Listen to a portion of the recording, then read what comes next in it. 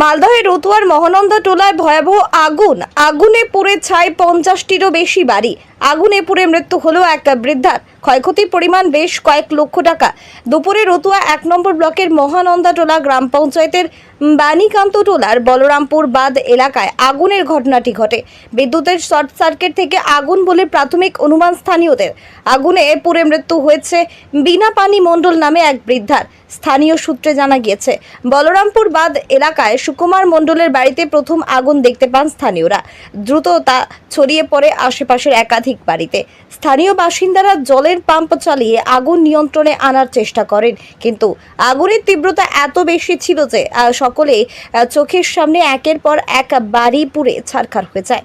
আগুনে পুড়ে মৃত্যু হয় সুকুমার মণ্ডলের পিসি বিনাপানি মণ্ডলের। ঘটনার খবর পেয়ে চাঁচল থেকে দমকলের একটি ইঞ্জিন গিয়ে আগুন নেভায়, যদিও তার আগে অধিকাংশ বাড়িঘর পুড়ে ছাই হয়ে যায়। পরে দমকল বাহিনী গিয়ে আগুন নেভানোর কাজ করে। আগুনের ঘটনায় কার্যত খোলা আকাশের নিচে 50টি পরিবার। এদিকে মালদহে প্রচারে আসা অভিষেক বন্দ্যোপাধ্যায়ের নির্দেশে এলাকায় যান তৃণমূল নেতৃত্ব। স্থানীয় বাসিন্দারা সরাসরি সাহায্যের আর্জি জানিয়েছেন। প্রশাসনিকভাবে এলাকায় ত্রাণ ও শুকনো খাবার পৌঁছানোর উদ্যোগ নেওয়া হয়েছে।